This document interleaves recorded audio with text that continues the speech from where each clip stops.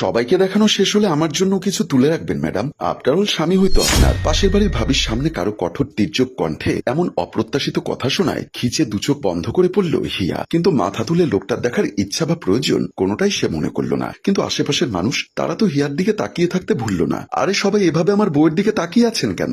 আমি তো আমার বউয়ের গহনা দেখানোর কথা বলেছি। কথাটা বলতে বলতে লোকটা ধীর গিয়ে হিয়ার পাশে বসে পড়ল। হিয়ার ডান হাত তার হাতের মাঝে নিয়ে একটা চুমু নেকে দিয়ে পুনরায় বলল, তাই না বউ? হিয়া কোনো উত্তর দিল না। সে উঠে সোজা চলে গেল নিজের রুমের দিকে। লোকটা এবার সোফায় নিজের গা এলিয়ে আয়েশ করে বসলো। এমন সময় তার পাশ থেকে নীলাভাবী আর মহিলাটি কিছু না বলে উঠে যেতে নিলেই রুদ্র স্বাভাবিক গলায় বলল, আরে আরে কোথায় যাচ্ছেন আপনি? বসুন বসুন, আমিও একটু গপ্পসপ্প করি আপনাদের সাথে।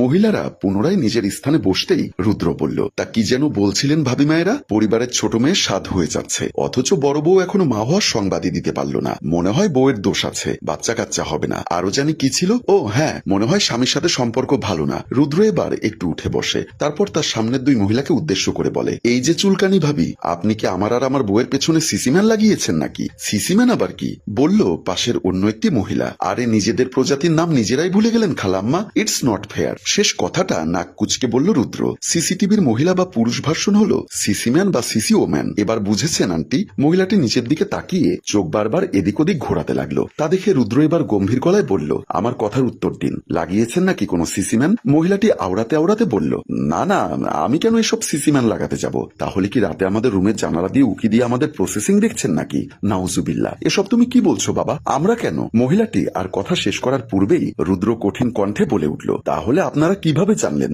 আমাদের স্বামী স্ত্রীর মাঝে সম্পর্ক স্বাভাবিক নাকি অস্বাভাবিক? আমার ওয়াইফের কোনো সমস্যা আছে নাকি দোষ আমার মাঝে আছে? সবাই চুপ, কারো মুখে কোনো কথা নেই। কি হলো বলুন, কিভাবে জানলেন আপনারা? টেবিলে আস্তে করে থাপ্পড় দিয়ে কথাটা বলল রুদ্র। আমরা প্রতিবেশী, এক পাড়ায় থাকি। আমরা মহিলারা এসব অনেক কথাই বলে থাকি। তা নিয়ে তুমি আমাদের সাথে এমন খারাপ ব্যবহার কেন করছো ভাই? বাড়িতে দাওয়াত খেতে এসেছি বলে এভাবে অপমান করে কি ভাবছো নিজেদের? প্রতিবেশী না বলে নিজেদের কুটনিবেশী বলে পরিচয় দিন মিসেস তাহসান। আর হ্যাঁ, বাড়িতে মেহমান হয়ে এসেছেন বলেই এখনো যথেষ্ট সম্মান দিয়ে কথা বলছি, নয়তো এত সময় কি করতে তুমি শুনি? প্রশ্ন করা মহিলাটির দিকে তাকিয়ে ঠোঁটের এক কোণা কামড়ে একটা অদ্ভুত হাসি দিল রুদ্র। মহিলার দিকে দৃষ্টি দিয়ে গম্ভীর কিন্তু ধীর গলায় বলল, আপনার কোনো ধারণাই নেই খালাম্মা, আমি ঠিক কি করতে পারি। নীলার মহিলাটি চলে যাচ্ছিল, সে পেছনে গিয়ে বলল, আর একটা কথা, হিয়া আমার বউ, আমার সম্মান, তাই ওর ব্যাপারে কোনো কথা বলার আগে 100 বার ভেবে নিবেন, নয়তো কে বলতে পারে পরে হয়তো কথা বলার জন্য আপনাদের মুখটাই থাকলো না। এটা বলে গটগট করে চলে যেতে নিল রুদ্র, কিন্তু কয়েক পা এগোনোর পরেই তার সামনে এসে হাজির হলো তার আম্মু। কি হচ্ছে এখানে? এত চেঁচামেচি কিসের? বললেন রুদ্রের মা মিসেস সাবিলা নূর বেগম, মিস্টার শুভ্রনীল চৌধুরীর একমাত্র ওয়াইফ মিসেস পুষ্পিতা হাসান মোমো চৌধুরীর 7 মাসের অন্তঃসত্ত্বা স্বাদ অনুষ্ঠান হচ্ছে। আম্মু, তুমি কি এ ব্যাপারে অবগত নও? মেরি মা, মেরি জান। মায়ের কাঁধে হাত রেখে একদমে কথাগুলো বলল সে। এক হাতে ছেলের কান ধরে টেনে তাকে সম্মুখে এনে সাবিলা নূর বললেন, ওরে ফাজিল, মায়ের কাছে মামা বাড়ির গল্প দিচ্ছিস তুই?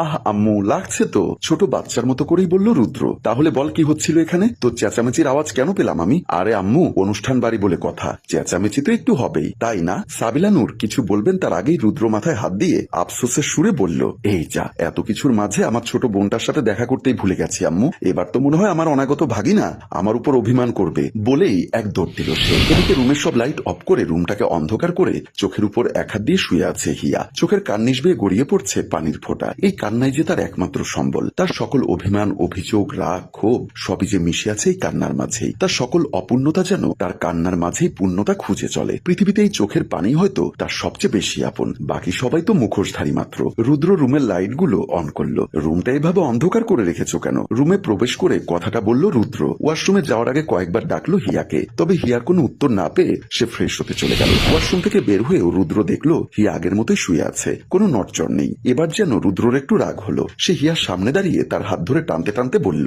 হিয়া ওঠো ফার্স্ট। কি হলো, কথা কানে যাচ্ছে না? হিয়া বলেই সে জোরে হিয়ার হাতে টান দিল। জাতক হিয়া না চাইতেও উঠে পড়ল। তার চোখ দুটো লাল হয়ে ছলছল করছে। ছলছল চোখে সে রুদ্রের দিকে তাকালো। রুদ্র এক গ্লাস পানি হাতে নিয়ে বলল, পানিটা খেয়ে নাও, একটু ফ্রেশ লাগবে। লাগবে না, আমি পানি খাবো না। কি লাগবে না সেটা কি এখন তুমি ঠিক করবে? দাঁতে দাঁত চেপে কথাগুলো বলল সে। হিয়া যেই না রুদ্রের দিকে হাত বাড়ালো গ্লাসটা নেওয়ার জন্য, রুদ্র গ্লাসটা উবুর করে দিল। হিয়ার হাতটা তখনও রুদ্রের দিকে বাড়ানো, অথচ রুদ্র ধীরে ধীরে গ্লাসের সব পানি ফেলে দিল ফ্লোরে। সবশেষে কাচের গ্লাসটা ছেড়ে দিল ফ্লোরে। আর মুহূর্তেই কাচের টুকরোয় ফ্লোরটা ভরে গেল। এদিকে এসো তো। রুদ্র চলে গেল আলমারির কাছে, আর হিয়া হাতটা ফিরিয়ে নিয়ে এক অবহেলাময় হাসি দিয়ে আপন মনে আওড়ালো, আফসোস, এটা পরে নাও। হিয়ার মুখে একটা সুতি শাড়ি ছুড়ে দিয়ে বলল রুদ্র। এই বয়স্ক মহিলাদের শাড়ি আমি কেন পরবো? শাড়িটা হাতে নিয়ে বলল হিয়া। কৈফত চাইছো নাকি? একটু ভ্রুকুচকে বলল রুদ্র। এই বয়স্ক মহিলাদের শাড়ি আমি পরতে পারবো না। না শব্দটা শুনেই যেন রুদ্রের মগজ গরম হয়ে গেল। সে হিয়াকে ধরে এক টানে তাকে বেড থেকে নামিয়ে নিল। কোন রকম পূর্বাভাস ছাড়াই